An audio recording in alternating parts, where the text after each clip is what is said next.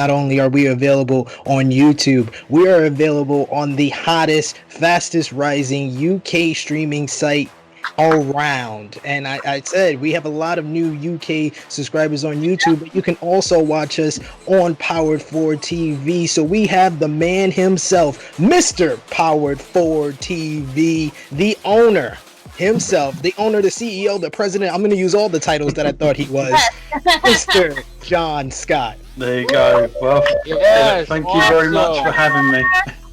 Commissioner Reed. I was finally able to get my lady a streaming service that she can watch. You know, that finally some connectivity, man. Loving it. Nice. A couple of weeks ago, while Roosh is making his return to Ring of Honor here to defend the title, who do you got, Top Guy JJ?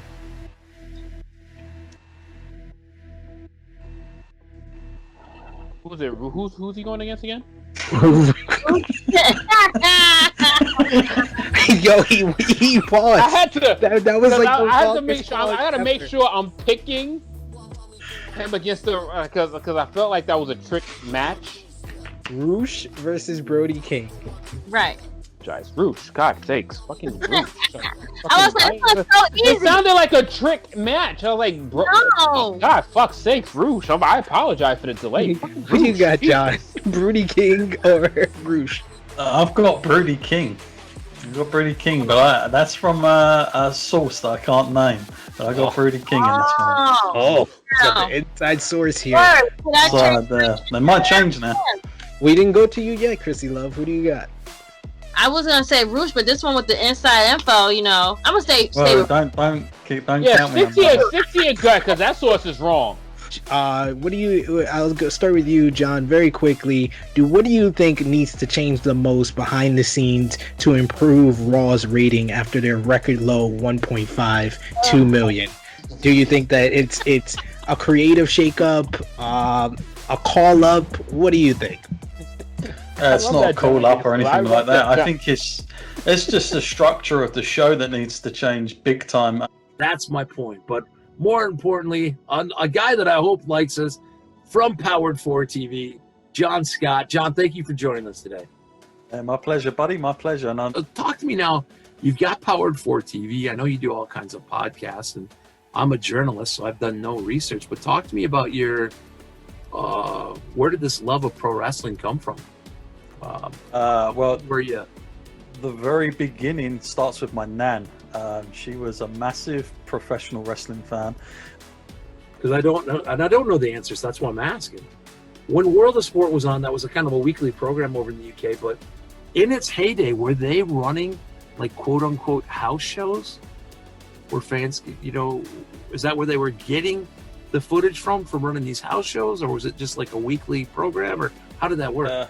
It was a weekly program, but I believe they did some tours like every so often. So they'd maybe do a circuit around the UK. But for the most part, it was made for TV. It was made for ITV, who on a Sundays or whatever, it would be like you'd have a lot of sport on. So you'd maybe have, I don't know, like they'd show horse racing, or football, soccer, cricket, and wrestling would just be shoved in there. But it was very, very popular. You were saying that some of the World of Sport wrestling footage is gone forever because of they used to just wipe the tapes, use them for next week. Is that's so? How much of it do we even have we done a deep dive and figured out how much is actually left? And I don't think we'll ever completely know, but from my inquiries is that they definitely went over a lot of the footage. Unfortunately, back then they just didn't have the foresight that maybe people would want to go back and watch this stuff, or there would be something like a WWE network comes along, or like Powered. Only this year, actually, in February, which just seems ages ago now, I have to say. But I did a little run-in for a wrestler whose name's Simon Miller, who does What Culture, in one of his matches. And I cost him one of his matches because I'm not his biggest fan, as you do. So you take him out of the ladder.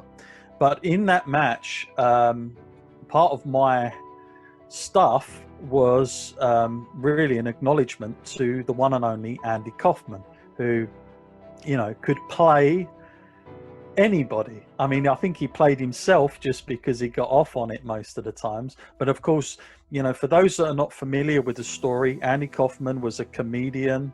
You know, he was very big on Taxi, and he was always sniffing around New York area to begin with about getting into WWF back then with Vince Sr.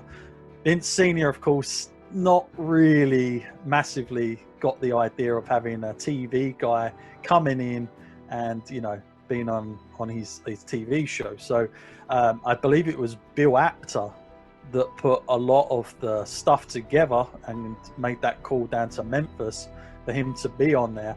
And you can watch all those videos now on YouTube. I mean, I tell you what, you talk about things you can get away with now. you go back and watch some of those, my God. You know, the intergender champion, he'd have, most times I'm guessing they were plants in the audience, but of course, you know, those women wanted his head, because, you know, he would just be like, I'm stronger than you, women need to be in the kitchen, that's your place. And then he'd have a go at the hillbillies, and then of course they worked out a match after it, and what a thing that was. And then even after that, they even put an extra angle where you think, you know, he's broke his neck. They work it to the point where he goes to hospital, and they have all the journalists outside. They work them. He wears this for ages, and then they do the Letterman show. For me, I don't know what it is, but I am so drawn to that, what they did between them, because literally it was mainly between those two guys. They were the only, Jerry Lawler and Andy Kaufman were pretty much the only two that knew what the hell they were doing. You Brits, and I'm going to be stereotype you here, and I'm allowed to because I have friends over there. I've got a good friend who lives in Newcastle. Right. He worked over here in the States with me, and we would watch UFC. He would know every guy from the undercard all the way up, and also the same with boxing. Now, I used to love boxing, and then it just kind of lost favor over here. Tyson Fury, your guy. I don't want to make you angry with me. What they brought him in, when did he wrestle? Like some pay-per-view? Yeah. I was like, that guy, it was one of those Saudi Arabia ones. And they did like, oh, he's training. And when I'm at wrestling or a wrestling school or I'm watching, the first thing I'm watching is from your heel to your mid-calf. I'm watching your footwork. And I'm like, how can a guy who's a boxer have, I mean, obviously because it's not natural for him to be a pro wrestler, but I'm like, that Tyson Fury has some of the shit-iest footwork I had ever seen. And then they were talking about him coming back, and I'm like, I don't want to hate the guy. He's a freaking phenomenal athlete, but man, I mean, when Strowman's carrying you in that match on Tyson Fury, which I thought was one of the most embarrassing things I've ever seen. I'm a huge Tyson Fury fan in boxing, so when I found out they were going to get him, I thought, okay, it's either going to go one way or the other. They're either going to let him be him, because if I listen to him selling these boxing fights, he's amazing. But then I watched him on WWE and I thought he's terrible. I mean, it was just so bad. And you remember the press conference they did where him and Braun, they square up and then they do this little pushing thing, and oh man. And what was funny about it is I quickly after that, I went on to a boxing media outlet because I wanted to hear what their perception was of it. Man, it was terrible.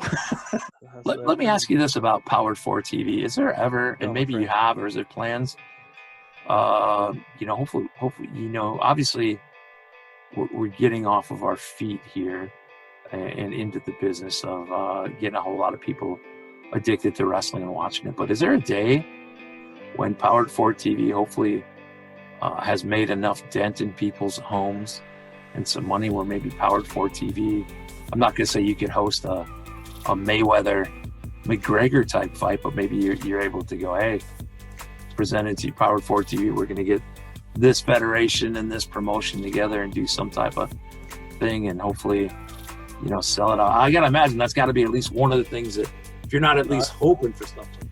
Yeah, it's there's been a lot of talk about not just wrestling going on it. You know, we've kind of put the feelers out about having boxing come on, and a few other sports as well. Because I think the great thing with wrestling fans, even video games and stuff like this, there's quite a nice crossover with other things and entertainment. And you know, we're certainly not just keeping to one thing, but to the point of what a lot of people do ask me. They say, and a lot of even a lot of talent have come to me and they've said, we think you're putting together, you know, a promotion. We think it's just a matter of time before you announce it. And I said, no, it's not. It's never going to be a promotion. However, what I've not ruled out is having a super card of some sort, and we use all the, you know, wonderful promotions underneath us that are there.